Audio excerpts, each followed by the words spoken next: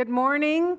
I'm back. Many of you know that I was away for a week at the Unity Annual Convention. First time that I have been. This is in Lee's Summit, Missouri, and also in Kansas City, where it's sort of they're together. We flew into Kansas City, and there were 350 Unity ministers from all over the world. It was just extraordinary. It was so cool to connect with, these different people from all over and see how they were doing it and see what works for them, what's not working for them, and just that connection, that networking. I saw some people that I hadn't seen for a really long time. One person who I knew like Agape days back in Los Angeles, who I didn't even know had become a Unity minister, and she showed up. So we had that connection. And this wonderful minister from Jamaica, Kingston, Jamaica. We really had a bond, and at the end, she said, "You got to come down and guest speak," And I go, "Yeah, well, maybe I can write that off." Yeah, it was really good. And so that first day, Monday, we all had all the festivities. We're at Unity Village. How many people have been to Unity Village? You have, yeah. It's really an amazing place, and it's beautiful. The last time I was there, they were still in renovation, and the fountains weren't working yet. This time, it was all done. The fountains go an entire city block. I mean, it's all the way down, and the water's shooting like this, like all the way down. It's just extraordinary. It's a great place. They have weddings and things like that. It would be a really good spot for that. And then we went inside to the Fillmore Chapel, which has also been renovated. Beautiful, light-filled chapel. And they were ordaining, I think it was like 22 Unity ministers. And it was just this heartfelt, sacred experience of seeing these individuals step into their purpose, their light, their glory. It was just, everybody was in tears. It was just a really beautiful experience. But the conference really began on Tuesday morning back at the hotel. We did all the events, most of them at the Sheraton there. And Summer Osborne. Has anybody heard of Summer Osborne? Singer-songwriter. Oh, you have? Oh, she is amazing. And she opened up. I mean, she just has this instrument. It's like the divine was pouring through her as she sang this song about this is your call. This is your call. And she was talking all about a spiritual revolution. It is time for a spiritual revolution. We've had a lot of revolutions. The American Revolution, which we're going to celebrate in a couple days. Industrial Revolution, Information Age Revolution, right?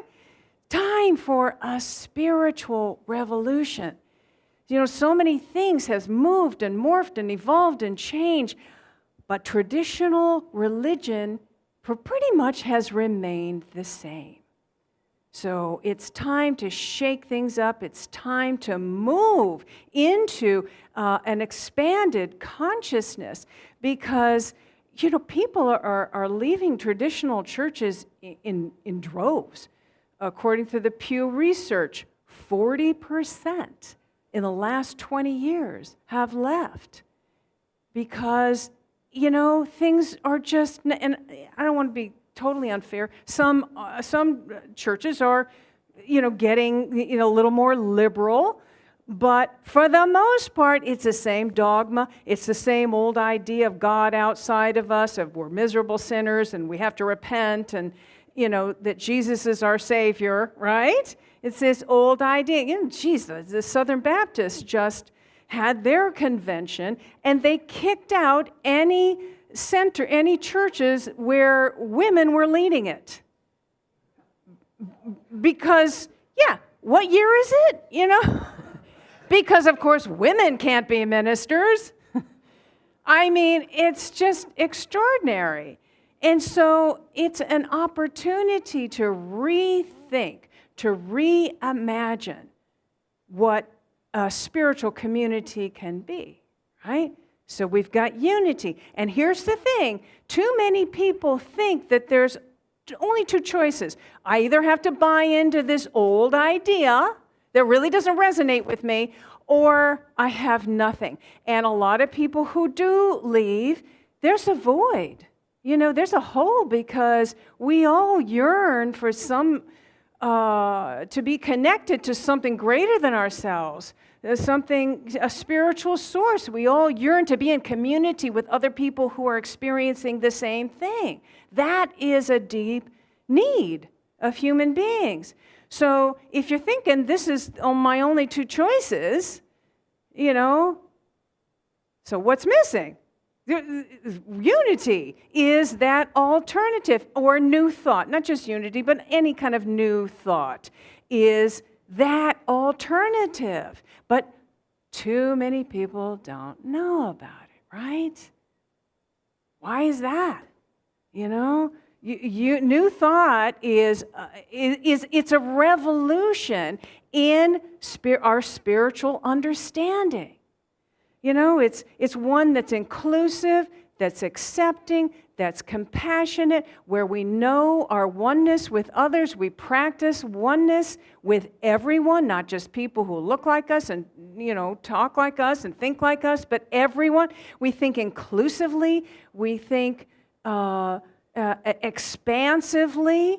We affirm our power as co-creators with Source. And so that's a lot what this conference was addressing. It's like, how can we kind of get the word out? How can we let people know that there is this alternative? And how can we maybe have a more unified front with a unified message so people get it? Well, the trouble is, you're talking about New Thought people who tend to be free and independent thinking and out-of-the-box thinking, and, it's hard to have an agreement about what your message should be with independent thinkers, right? And so, so Mark Hicks, who is the founder of Truth Unity. A lot of people are familiar with him. He is an incredible researcher, tireless research on everything unity, the history of unity and New Thought, and he's a scholar, and he's a really generous person. He gives everything away. He's actually compiled this metaphysical New Testament, this big thing. He gave one to every minister there, and he's sending us two. He's incredibly generous and kind, this kind guy. Well, so he was one of the keynote speakers, and he says that unity offers an alternative to exclusionary Christianity, right? And he says that we are more aligned with the original followers of Jesus, who also drew inspiration from Greek philosophers, and the whole idea of metaphysics, and saw Jesus as a man who became fully realized his divinity in this lifetime and came to help us do the same, right? And that they knew that Jesus didn't say, worship me, but follow me. And didn't say, that you're saved through confession, but you're saved through transformation. These ideas, and they also practiced some mystical practices that really gave them their own personal experience of the divine. So Mark Hicks says that we are more aligned with those early, they probably weren't even called Christians then, early followers of Jesus. And he thinks that a lot of the current state of Christianity has kind of missed the mark.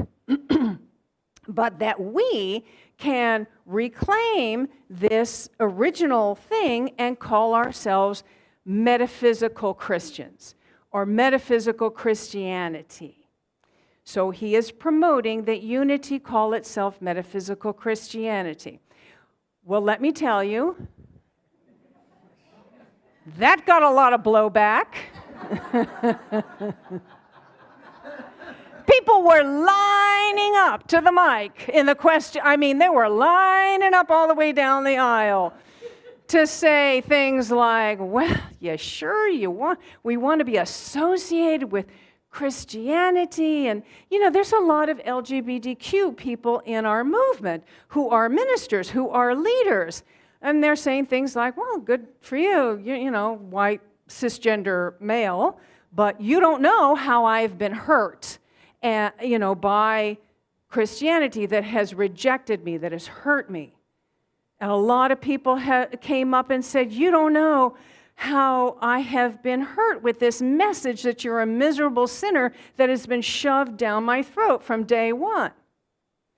And also some people were saying, and you're forgetting that the incredible influence of Eastern philosophy in New Thought. There is a rich influence of Eastern thought. Emerson studied the Vedas. Even Fillmore studied the Vedas, right? He was very well read. He studied all sacred texts. And that is really woven into New Thought. So this view doesn't really incorporate that.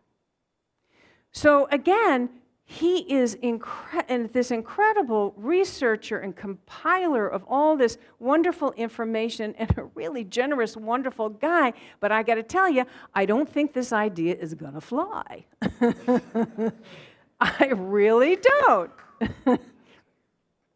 And here's the thing, we can include that idea, right? We can include this idea of the original followers of Jesus that were inspired and guided by this person who was fully divinely realized in his lifetime and came to teach us how to do the same. And I know that there are some people in this congregation who are inspired by that idea, who are guided by that. And there's also people in this community that are inspired by spirituality in nature, that they get their spiritual experience by being in nature and feel their oneness with the divine in that. And there are people in this congregation who are inspired by Eastern thought, who embrace Eastern ideas and Buddhist practices, right? And there's some people in our congregation who, simply feel that there is a benevolent life force that connects us all. And so we are enriched by including the combination of these ideas and these practices. We're enriched by including the combination of them, right? This is what makes us unique here. It's the combination of these ideas and practices and how we share them, right? How we all have different ideas and different points of view and that's a different way to think about it, right? Oh, that's a different way to experience spirit. It's inclusive.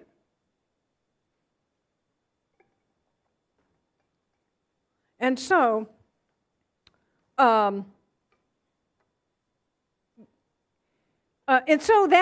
was like the first couple of days of that that idea, and it got people talking. It got people thinking, and it got people talking. The other good news that I want to share is about earth care.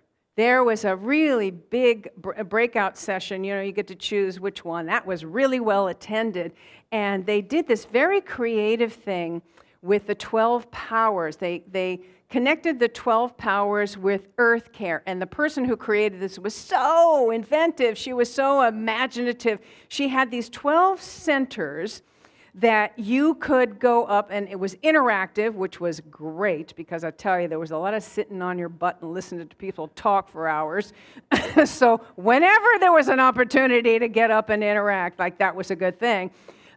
And they like zeal. They had musical instruments that you could go up and play, and the power of love. There was this beautiful bowl of water that was rose scented that you immersed your hands into and brought it to your face, and it all tied in with honoring the sacredness of the earth. And I want to tell you that they are working on these 12 independent learning modules that are all connected. There's a 20-minute talk, there's self-guided lessons. It ties in with the children have a version of it, and it's a complete 12-week series that really gets you embodied in your DNA, this idea of caring for the sacredness of the earth. So look forward to that. I'm thinking the beginning of next year. 12-week series will be beautiful. And then finally, I really want to share about Jim Lockhart's presentation. He is the one that wrote Creating the Beloved Community. And is anybody familiar with Creating the Beloved Community? I did speak about it last year a few times because we also did a book study group, several ministers. And we all met on Zoom once a month for 9 months, and we studied the concepts in this book. And it's really about supporting leaders who lead a spiritual community in doing our own healing work. Working on ourselves to heal ourselves, so that we can show up and be of service from a place of healing rather than from a place of unhealed wounds, which, happens. So it's really about kind of cleaning up your own act and addressing the things that you might not even think of. That was really supportive. Also in it was the spiral dynamics, the concept of spiral dynamics, which I have talked about before, is this model of levels of consciousness that are within our culture that reflect a set of values, right? They're all different, all levels are all different sets, different values. And he was saying how good it was to include different levels. And the whole thing is, you want to understand, but it's a good way of understanding people minus the judgment. So you can kind of see where they're coming from, and you want to include them in the community. You want to include all kinds of levels because that's what makes it rich and strong and makes it work. And here's the thing, most people who are attracted to New Thought are kind of in the green level. And the green level is, it's community-oriented, we're in this together, it's very feeling-oriented. How are you feeling? Oh, I don't feel good if you don't feel good. How can we feel better? And it's also, social justice is people who are attracted to social justice, earth care, all of that. We see that we're all in this together. There's no hierarchy. It's all, so a lot of people, you can see a lot of people are in that green zone. But you also want people in the orange level. The orange is people with ambition who have a goal and want to accomplish the goal, have a plan. So you see how that's necessary too.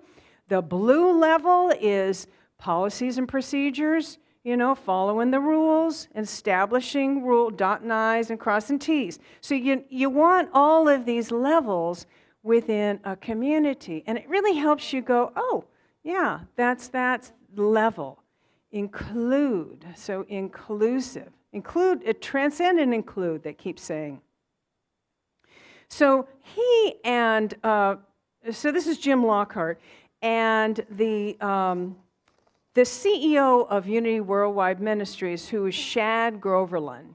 And Shad is, he's new, he's been there for what, maybe 3 or 4 years or something. He's a young guy, young guy's got an earring and long hair and skinny jeans, It's like that. He's really cool, he's very cool. I like him a lot. I don't agree with everything, but I really like him a lot. Anyway, both of them they both talk different days, and they were both saying they're wanting to have us acknowledge the current state of where we are and really look at what is happening in the world and moving into the future, right? Where we're headed, where we are going. And Jim Lockhart says that we need to cultivate comfort with complexity, uncertainty, and paradox. Complexity. We are evolving into a more and more complex world. Probably a more uncertain world. And the paradox of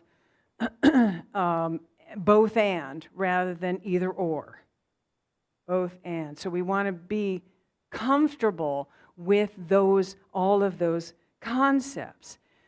They were both saying that there is an increasing instability that is happening, and he says what needs to be healed is revealed. And we know that. We say that a lot. What needs to be healed is revealed, and he's saying that process is accelerating.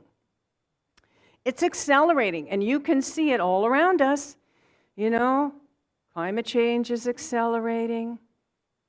Social injustice is accelerating.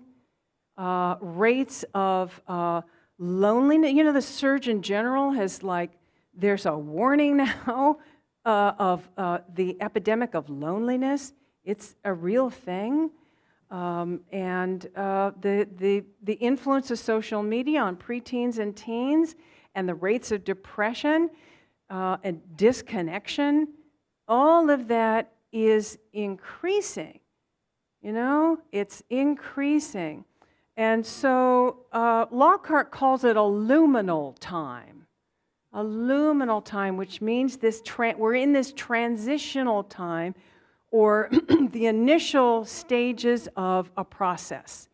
This is the initial stages of a process. So this is the time to really reimagine how we can do things. Reimagine ways of living, reimagine institution, reimagine organizations. This really is an opportunity for us to reimagine and to be present and to think about who we are and how we can be of service in the world, how we can be a healing presence in the world. So, what is her name? Barbara Marx Hubbard. Anybody heard of Barbara Marx Hubbard? Oh, yeah, a lot of you. She was kind of on the forefront of conscious evolution. And she said that new thought is the best religion for this new complex world. Now, I don't think new thought is a religion. I think it's more of a philosophy. But that we are positioned to be, we can be, if we do it, if we decide we want to do this, to be spiritual revolutionaries and be on the forefront of this. Why new thought? Well, I think in part because we know our oneness. We practice oneness. We know our oneness with each other, with everything, with everybody, right? Not just people that think like us, people, with everybody. We practice our oneness, knowing our oneness with the divine essence that is within everything. We practice our centering ourselves in peace. We practice this idea of being heart-centered, of serving from our heart, and also connecting our heart with our head. We don't want to get rid of the mind. We want to connect them, as heart math says, to create this coherence and serve from that place.